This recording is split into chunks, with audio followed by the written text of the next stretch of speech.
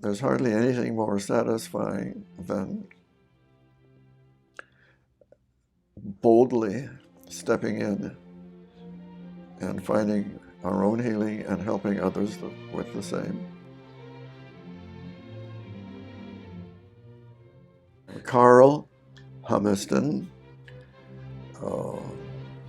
MD, psychiatrist, holistic medicine, retired from that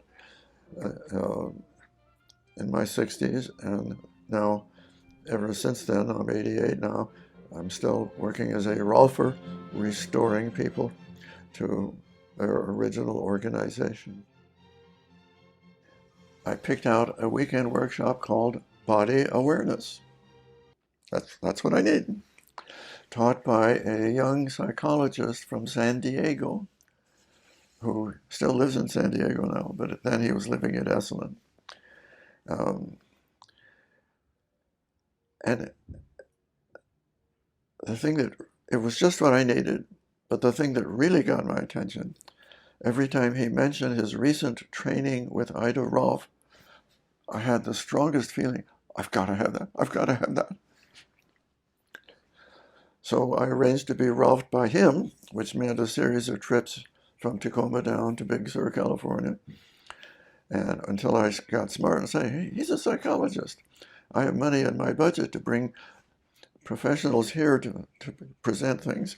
He's going to come up and present things into my program, and I'll get Ralph without having to travel down there. So that's how I connected with Rolfing, which is the second best thing I ever did. The first best being married to my present wife. Oh, and joining the church. The church has given me an additional layer of depth of understanding at the spiritual level of good and bad spirits, and they're very real. If you read the history of psychiatry, you read how in the Middle Ages they had this really, stupid idea that it was demon possession. But we know better now. We're scientific. But guess what? It is demon possession.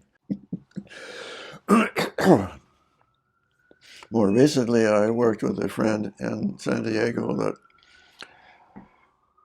went manic.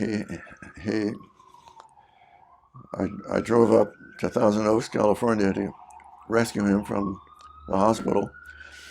Took him into our apartment for a while, which was very difficult. But I could see that he was just utterly disconnected from his body, which was filled with homeless spirits, what we usually call evil spirits, but they are homeless because they never have a body of their own. So they're always looking for vacant houses to move into. And since his was quite vacant, they moved into him. And they were having a party. He'd be up in the middle of the night, laundering our clothes or filling all the containers with water, washing everything, We'd get up in the middle of the night and make him stop. But he said, oh, there's going to be an earthquake, and we have to save water. I have to fill everything with water. And he was the superhero, but it was always doing mischief. They got him to believe that he was, like he rode the train while he was in that period, and they put him off the train, forcibly put him off the train because he kept opening the outside door while the train was running. And he said, the air is polluted. I'm saving hundreds of lives by opening the door and letting the air in. And he continued to maintain that he had saved hundreds of lives. He said, I saved the lives of everyone on that train. This is a guy who felt like a nobody, but now he was a superhero. Those demons of his set him up to be a superhero. That's what he got out of the deal, but what they got out of the deal was what they enjoy doing, which is doing mischief. And boy, did they. Like, when he was staying with us, sleeping on a pad in the living room, we had a studio apartment. And which is what they were having a party. Well, the only thing psychiatry has to offer is drugs. They have nothing else to offer a manic like that. And the drugs are very effective. They will stop that behavior and dull him out. But they don't prevent the episodes. Well, if you just stay really heavily doped, you can prevent them. But you can heal the person by restoring them to their body. So I was working with him. I said, Lawrence, you need to get your body back.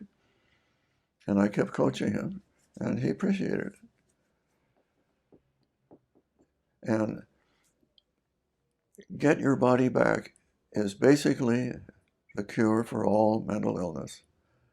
All mental illness is fundamentally a disconnection from your body, your senses, your gut experiences.